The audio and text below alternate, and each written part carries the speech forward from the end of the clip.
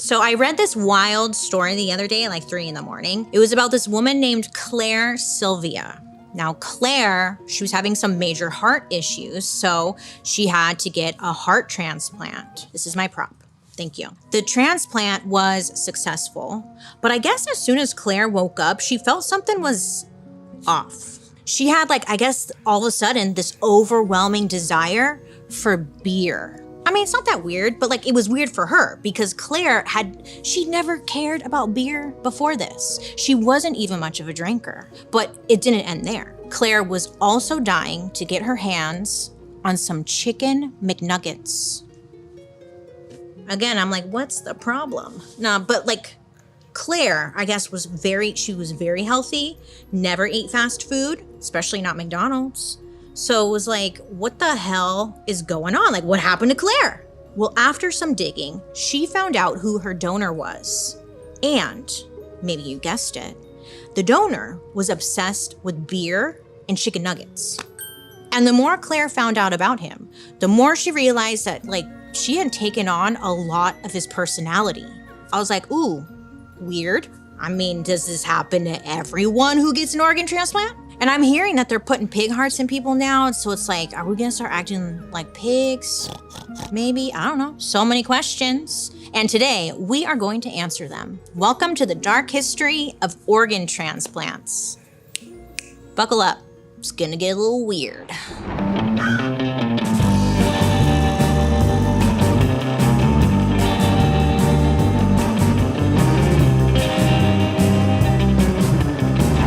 Friends, I hope you're having a wonderful day today. My name is Bailey Sarian, and I'd like to welcome you to my podcast, Dark History. Hi. Here we believe history does not have to be boring.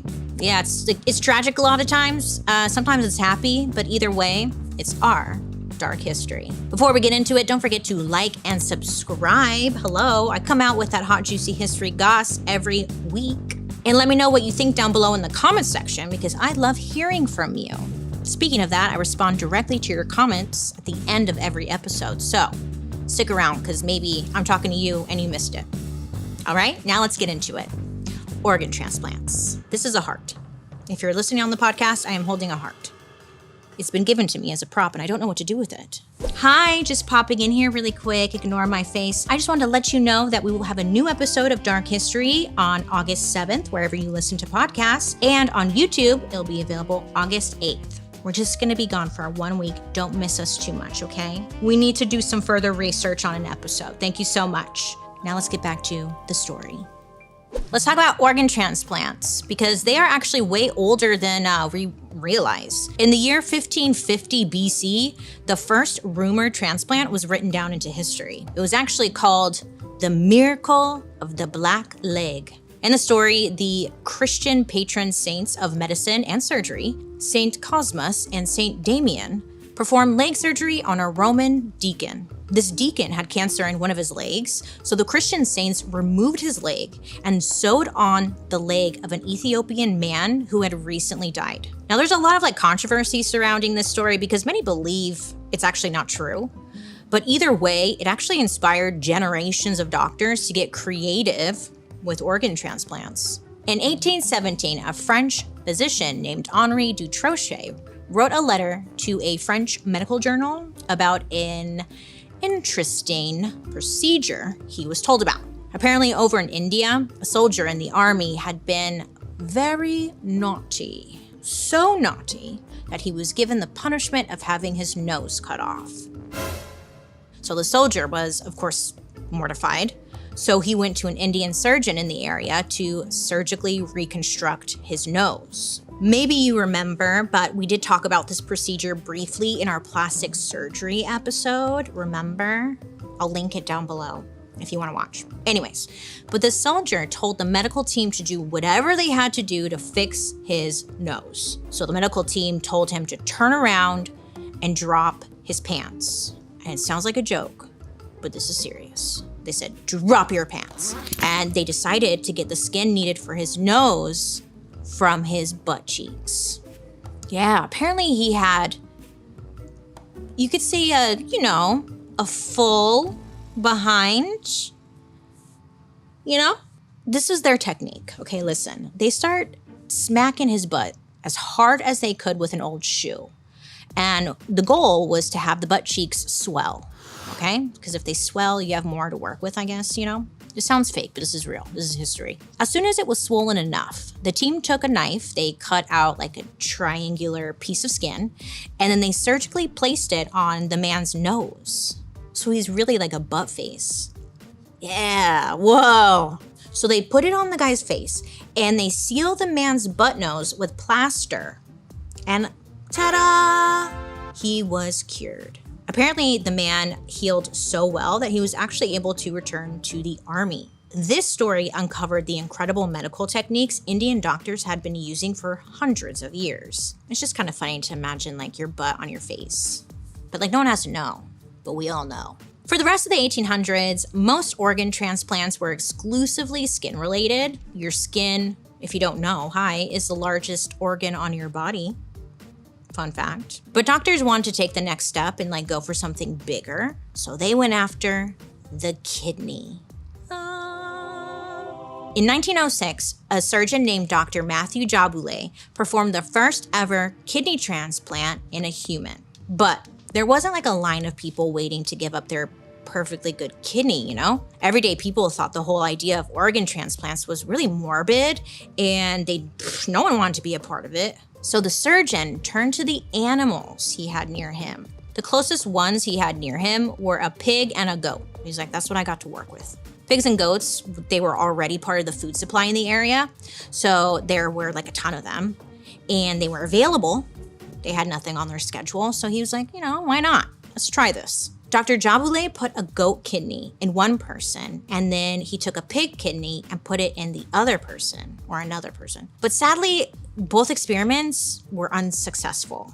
Over the next few years, several surgeons performed over 100 versions of animal to human kidney transplants. They even tried using monkey kidneys, but the patients, unfortunately, they died like right away. In 1933, there was a Ukrainian doctor named Dr. Yuri Voronoy who performed the first successful human-to-human kidney transplant.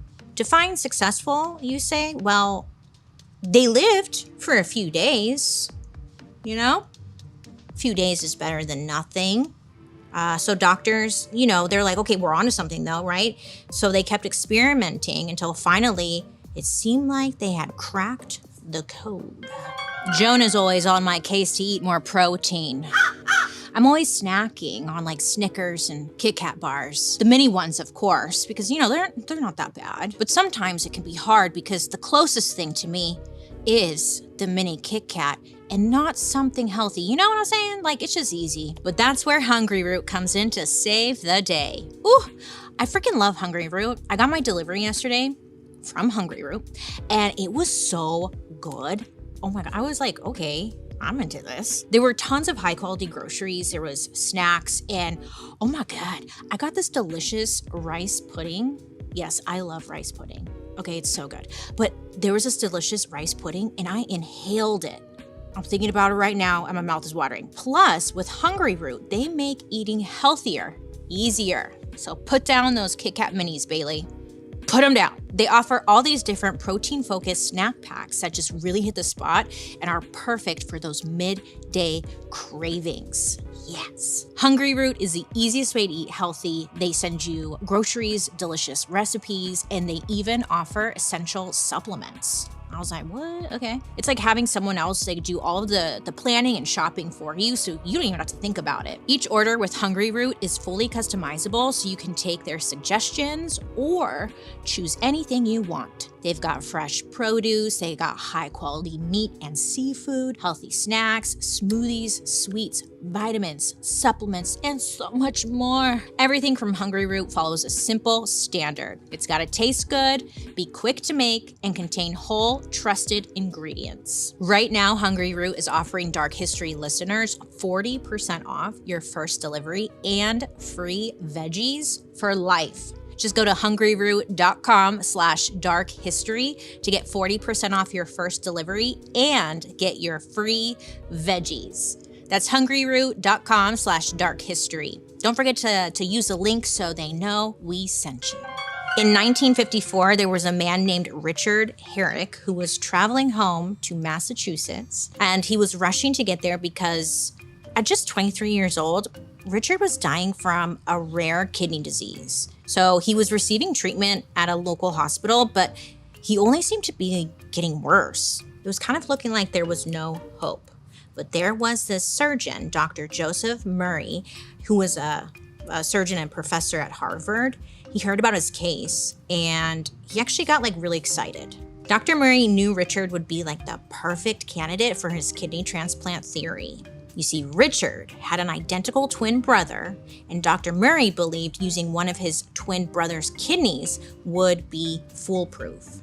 Richard and his brother knew he didn't really have any other options, so they volunteered for this experimental surgery. So they took the twin brother's kidney, plopped it in, and it worked. Richard became the first patient to ever have a successfully transplanted organ. He went on to marry one of his nurses from the hospital he had the surgery at, and they went on to have 2 kids together. And it just sounds like such a special Lifetime movie, right? So until the 60s, surgeons mostly focused on experimenting with kidney transplants. They were trying to perfect that organ transplant process so they could move on to something else. And the results, I guess, were very hit or miss. But doctors kept getting creative when it came to experimenting. There was a team at the University of Mississippi, and they were conducting hundreds of lung transplant experiments on dogs. And after they finally succeeded, they tried the procedure on a patient, but using human lungs instead. Sadly, he died only a few weeks later. But these doctors, they're saying to themselves, Rome wasn't built in a day. It was 7 days. And every doctor in the game was convinced that they had the best technique for how to fix what went wrong after the surgery.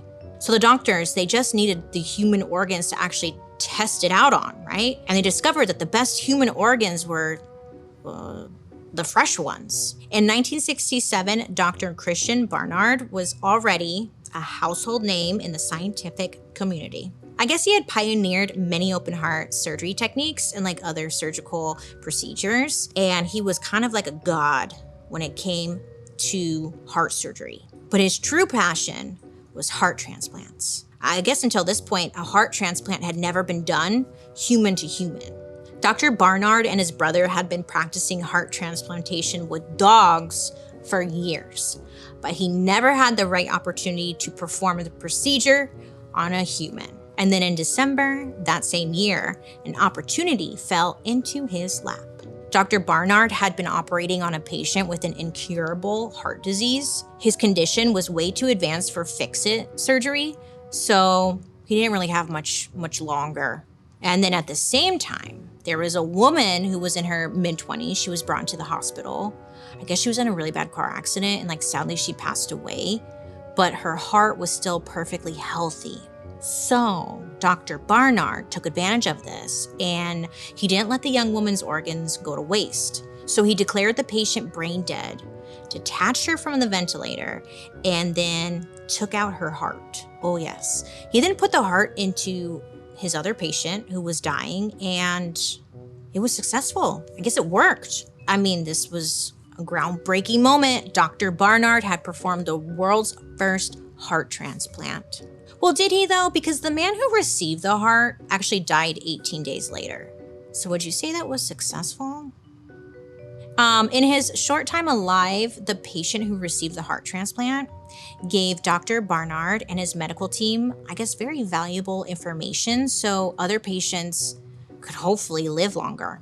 Even though these surgeries were huge successes, you can say, there were some, I guess, moral questions that started to pop up, which is fair. Just 1 month after Barnard's human heart transplant, there was a man named Dr. Norman Shumway who performed the first human heart transplant in the US. And I guess it was very controversial, even for the doctors. So during the surgery, the chief resident who was assisting Dr. Shumway asked, quote, "Do you think this is really legal?"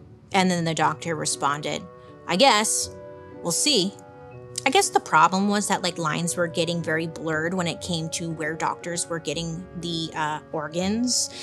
There wasn't like a system in place, you could say. At this time, you had to wait for someone to pop into the hospital and be either dying or like they just died. And if there was like a fresh heart or kidney or whatever, some doctors would do anything to like get their hands on it, even if that meant like not getting the patient's permission.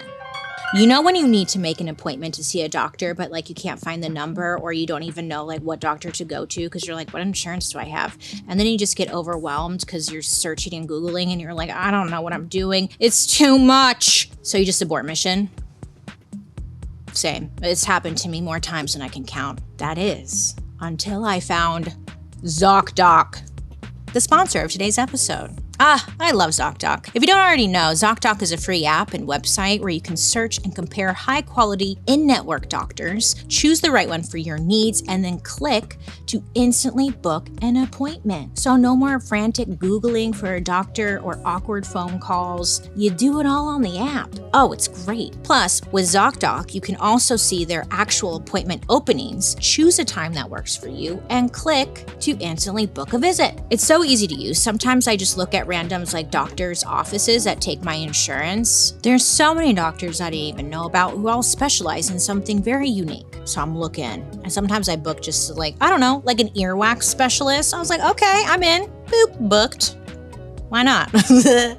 Whatever. You can filter for doctors who take your insurance, who are located by you, who are a good fit for any medical need that you may have, and also who are highly rated by verified patients. Again, all on the app. Plus, ZocDoc appointments happen fast. I mean, typically within just 24 to 72 hours of booking. What? I know. I was like, I don't have to wait 6 months. Pfft. I mean, you can even score same-day appointments. It's great. I love this app. So stop putting off those doctor's appointments and go to ZocDoc.com/darkhistory to find and instantly book a top-rated doctor today. That's ZocDoc, ZocDoc.com/darkhistory. ZocDoc.com/darkhistory. On May 24th, 1968, there was a 54-year-old man. His name was Bruce Tucker, and I guess he was injured at work. So he fell off of a brick ledge and he suffered a horrible head injury. So he was taken to the hospital for treatment, but sadly he ended up passing away. On May 25th, like the very next day, the Medical College of Virginia decided to not let Bruce's body go to waste. So they sewed Bruce's heart into the chest of like this guy who needed it, who was like a rich business executive. So this was like one of the first heart transplants in the United States. Therefore, it got a lot of media attention. Plus, on top of that, it also gave the medical school funding. After the transplant, the Medical College of Virginia became known as the kings of organ transplant science. But there was just one problem. Technically, they stole Bruce's heart.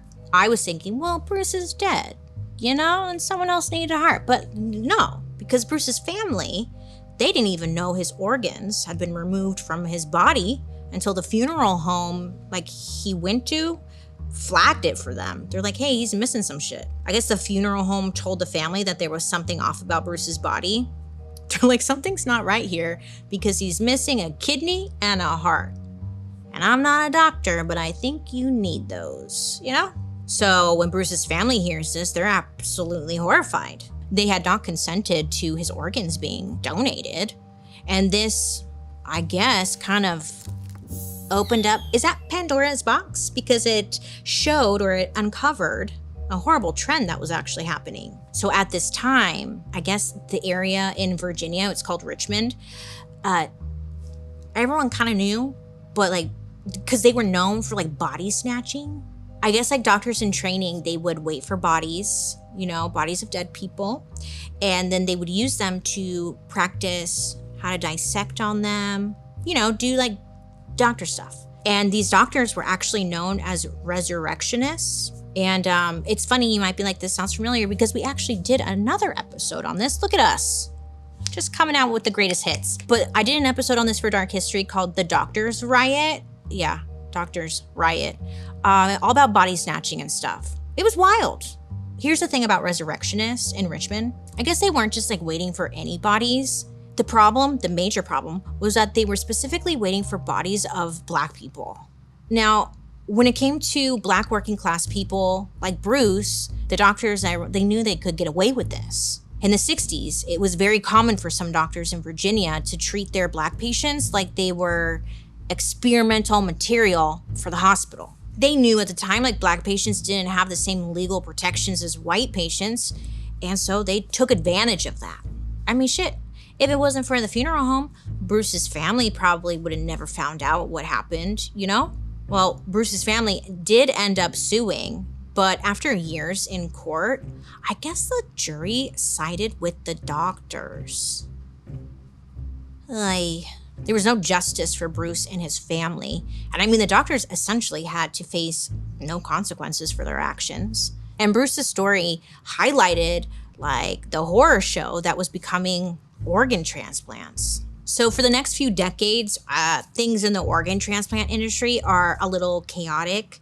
They're just, again, no formal system. They're just kind of guessing. If a patient comes in and they need like a transplant, they would look to a local organization. And if they didn't have the organ that you were looking for, it was like, sorry, Aunt Bertha, you are out of luck.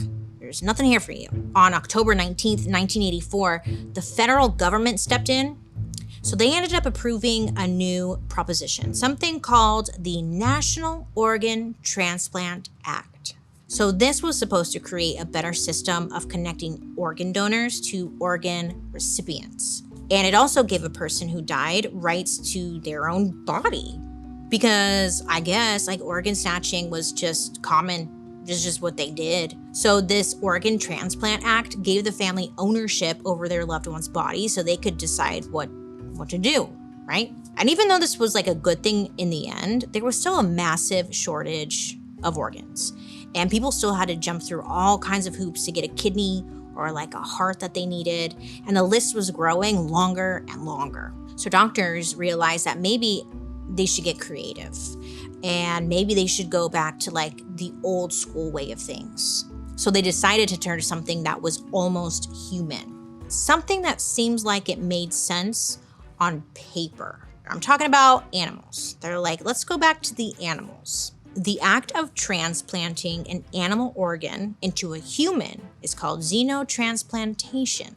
We already know that doctors had been experimenting on animal organs, but it was never successful when it came to animal organs being put inside of humans. In the past, doctors tried to transplant like lamb, goat, and I guess even rabbit organs inside humans. And there was even a heart transplant surgery between a baboon and a child. But the patients, they would never live longer than like a few days. So these doctors decided to try for something a little closer to a human. How about a chimpanzee? Kind of makes sense, maybe, if you squint. I mean, like, they're kind of similar to us. Plus, experts say that their kidneys kind of work just like ours, and their organs are a similar size to ours. And apparently, they have a type A and type O blood types, just like us. Doctors tried the chimpanzee kidney transplants, and I guess like the results, they weren't horrible. Patients lived anywhere between 11 days and some even like 9 months after surgery. Now, again, to us, simple humans, we're like, well, it's not working then, okay? But to the doctors, they were like, this is a sign. We're onto something. Like, we just have to keep trying. I guess the answer, though, was not chimpanzees, because I guess they were too difficult to control, and the results just, they weren't paying off. Also, when the public found out about this, people were very upset. Oh, yes, that, the chimps were being experimented on in this way. But many doctors knew that they were very close to xenotransplantation working. So they were like, we just need to keep searching. Yes, we do. Now, cut to 2023. So the organ transplant crisis, it isn't getting any better. Currently, there are over 100,000 Americans just waiting for an organ transplant. Like, doctors are racing against the clock to get patients the organs that they need. And they still believe, like, the key to fixing this issue is to turn to animals. Okay, great, let's brainstorm. Can you guess like what animal they're gonna turn to next? I was like, giraffe? Hippo? I'll tell you after the break. Come back. Summer is here. And for me, that means I'm wearing less makeup. Unless you're watching this ad right now, I'm wearing a lot of makeup, but I've been wearing less makeup because it's hot outside and I sweat. But my skin is rough right now. Okay, my dark spots, they've been showing up. I went outside and I didn't wear SPF and I paid the price because my dark spots on each side are now thriving. And it's like, I don't want to like cover it up with makeup because it's hot outside, but at the same time, I want to cover the dark spots. So I'm in a bit of a pickle, but it doesn't have to be with apostrophe. Yay. Apostrophe's goal is to help you feel confident in your own skin. So whether you're dealing with breakouts, signs of aging, or acne scarring, Apostrophe will help you love the skin you're in. If you don't know, Apostrophe is an online platform that connects you with an expert dermatology team to get customized acne treatment for your unique skin and all other like skincare concerns as well. Through Apostrophe, you can get access to oral and topical medications that use clinically proven ingredients to help with whatever your skin concerns are. Now, all you have to do is fill out an online consultation about your skin goals and medical history. Then you snap a few selfies, of your face, and a dermatology provider will create a customized treatment plan just for you. Now, Apostrophe offers access to prescription treatments for like all types of skin concerns. So again, dark spots are happening. So I went on to Apostrophe, updated my profile. They sent me a prescription of tretinoin, which is essentially retinol to use like at night. This product helps with like fine lines, evening out textures, helps with breakouts, dark spots. I mean, it helps with everything. It's like this like magic product. But you gotta make sure to wear SPF. They also have SPF products too. Right now we have a special deal for our audience. You can get your first visit for only $5 at apostrophe.com/darkhistory when you use our code DARKHISTORY. Now that's a savings of $15, friends. This code is only available to our listeners. So to get started, just go to apostrophe.com/darkhistory, then click Get Started. Then use our code Dark History at sign up, and you'll get your first visit for only $5. A big thank you to Apostrophe for sponsoring today's episode. Now let's get back to the story. The doctors, they turned to a pig. I know. I was like, out of all the animals, a pig? All right. Kind of came out of left field with that one, but all right. So the doctors, they chose the pig as their next test subject, I guess for a couple of reasons. One, pigs breed and give birth several times a year, so there is a huge supply. And most importantly, pig organs are close to the same size as ours. Plus, doctors have been repairing human hearts by using the heart valve of a pig for, I guess, years now. There's lots of medications that are like, there's like blood thinner and like allergy treatment, and these things are made from pigs. So it just kind of, I guess, made sense to give pig hearts a try. It's on the list. They're like, just do it. I don't know. Pigs are smart and they're very lovable and cuddly and so cute. But I'm not saying this, but they were like, people don't seem to care about like pigs as much as they do chimpanzees. So they won't really care. So the public, they were like, okay, whatever. Like, I eat bacon, so go for it. So the very first pig heart transplant, I guess, happened in January of 2022. I know. I think we were just preoccupied with the fact that like COVID was going on, so we probably didn't even notice that they were doing pig heart transplants. That's probably why it just breezed right past us. But they did it. A man named David Bennett, I guess he volunteered for it. He was brave. He was like, I'll do it. David was an end-stage heart failure and nowhere near the top of the list to receive a heart transplant. So when doctors gave him like this option for a little more time, he decided, F it. Yeah, I'm gonna do it. I'm gonna take the chance. So after hours of surgery, David made it out alive. And to everyone's shock, the pig heart transplant was a success. Suddenly, tens of thousands of people on the waiting list for a heart had hope. I mean, maybe they didn't have to wait on the transplant list forever. So the press was all over this. And it seemed like maybe the future of heart transplants was here. Nope. Just kidding, because David died unexpectedly 2 months later from heart failure. Doctors discovered after his death that actually there was a virus that was within the transplanted pig heart called PCMV. So maybe it wasn't the heart, it was maybe the virus, And I guess this virus, it activated once it got into David's body. And I guess that's what caused the heart to fail. But after this, there was now even more paranoia surrounding xenotransplantation. But of course, that's not going to stop people from signing up for the pig heart. Hell, maybe it'll work, It's better, I'd rather get an extra 2 months than nothing, right? In 2023, a man named Larry Fawcett, he signed up to get a pig heart. So I guess the heart disease that he had, it would reject a typical heart transplant right away. So when he was given the lifeline of the pig heart, he's like, let's go. Let's do this shit. September 20th, 2023, Larry underwent the pig heart transplant. And just like with David Bennett, the media was all over it. Larry made it out of surgery alive. And after some testing, the doctors declared his surgery was a success. So as soon as Larry woke up, he asked the surgeon for a t-shirt. Well, I'm sure he asked for other things first, okay? But this was one of the things he asked for. He asked for a t-shirt that said, "Just call me Wilbur." And we're like, ha, ha, ha, ha, ha, ha. He's in good spirits. And he was thrilled to be given another chance at life. But sadly, I know, there were complications. About a month later, I guess Larry's heart didn't seem to be doing too well. So doctors, they were speaking with him every single day. And it was becoming clear that the amount of blood his heart was pumping just was not enough. So they placed him on an ECMO, which is a heart-lung bypass machine that helps pump your heart. But Larry knew it wouldn't be enough. Eventually, he told his doctors that he would like to be removed from the machine. It's so sad.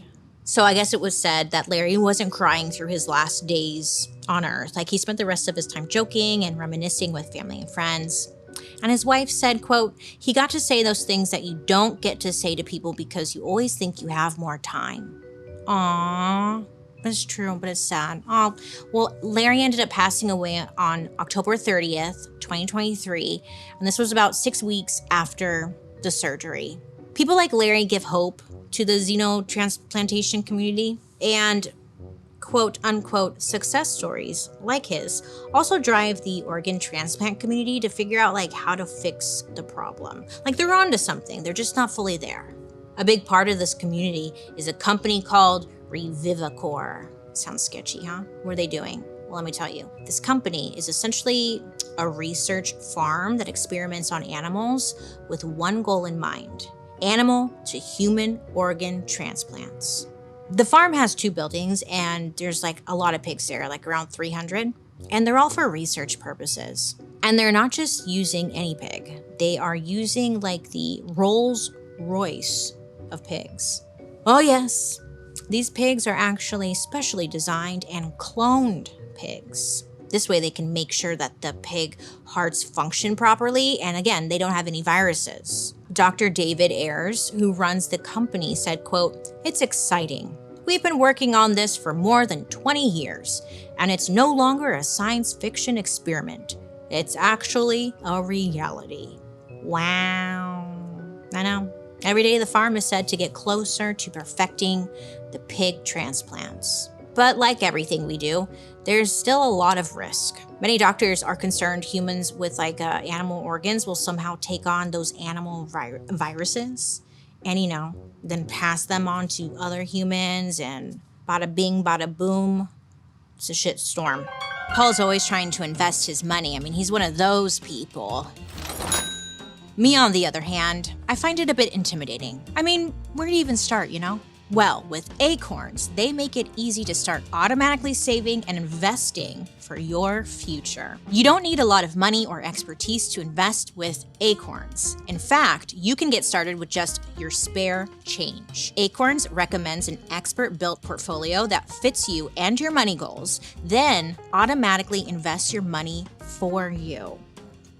With everything that goes on in life, bus, another bus, club, sleep, another club, no sleep, the last thing you're thinking about is investing or like how to save for your future, you know? That's why I have been liking Acorns, because they have easy automated investing, which gives your money like a chance to work towards your financial goals with roundups, expert-built, diversified portfolios, reoccurring investments, and more. You can save with no hidden fees, and you can even invest automatically from every paycheck if you wanted to. Head to acorns.com/darkhistory or download the Acorns app to start saving and investing for your future today. Paid non-client endorsement compensation provides incentive to positively promote Acorns. Investing involves risk. Acorns Advisors, LLC, an SEC-registered investment advisor. View important disclosures at acorns.com/darkhistory.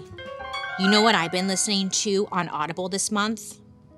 In Cold Blood by Truman Capote. I read it and I was like, I want to listen on Audible. So it takes place in November of 1959 in the small town of Holcomb, Kansas, okay, where 4 members of the Clutter family were savagely murdered. It's a true story. There was like no apparent motive for the crime, and there were almost no clues. So this was one of the first nonfiction novels ever written, and Truman Capote goes into great detail reconstructing the murder and investigation that eventually led to the capture, trial, and execution of the killers. It's so good. Wow. I was like, wow, it's so good. Highly recommend. If you don't know, Audible has the best selection of audiobooks without exception, along with popular podcasts and exclusive Audible originals, all in one easy app. Whether you want to listen to stories, motivation, expert advice, any genre you love, you can be inspired to imagine new worlds, new possibilities, and like new ways of thinking. My favorite thing about Audible is that you can listen to it while you're doing other things, like household chores, exercising, on the road, commuting, you name it. Audible makes it easy to be inspired and entertained as part of your everyday routine. Without even having to set aside extra time for it. There's more to imagine when you listen. Sign up for a free 30-day Audible trial, and your first audiobook is free. Visit audible.com/darkhistory. That's audible.com/darkhistory for a free 30-day trial and your first audiobook for free. And then plus, there's the ethics of it all. Besides cloning and breeding some pigs from the farm, some believe that they're also kind of playing God by changing a pig's DNA. They're actually using the same techniques that they used on Dolly the sheep. Do you know who Dolly the sheep is? I know, neither did I. I forgot about this story, but it was real. I guess in 1996, Dolly the sheep was like the very first successfully cloned sheep to ever be made by humans. Again, this was very controversial because, who do these scientists think they are? Are they God? Well, but scientists use the Dolly cloning technique to essentially edit out all of the malfunctions that happen when a pig heart is put into a human. Now, this way there won't be issues like blood clots, or stuff like that. That's all I can think of, blood clots. Because so many people are upset over the whole concept, they won't even look at the benefits. A bioethicist named Dr. L. Sid Johnson is a concerned person, okay? She said, quote, "The risks could really be catastrophic from a novel mutated virus that might infect a human." Dr. Johnson and other doctors also are calling out the fact that creating, breeding, and sacrificing thousands of pigs every year just to harvest their organs is cruel. Quote, "They're treated like machines for the sole purpose of being disassembled to provide spare parts for humans." End quote. And you can say, yes, that is exactly what they are doing. Whether you agree with Dr. Johnson or agree with the clone scientists, one thing is clear. We are running out of organs. In 2023, around 46,000 transplants took place. So over half of the people on the waiting list just don't have good odds. So what happens then? Well, that brings us to the black market. Black market. In Canada, it's estimated that the average wait time for a kidney is 4 years.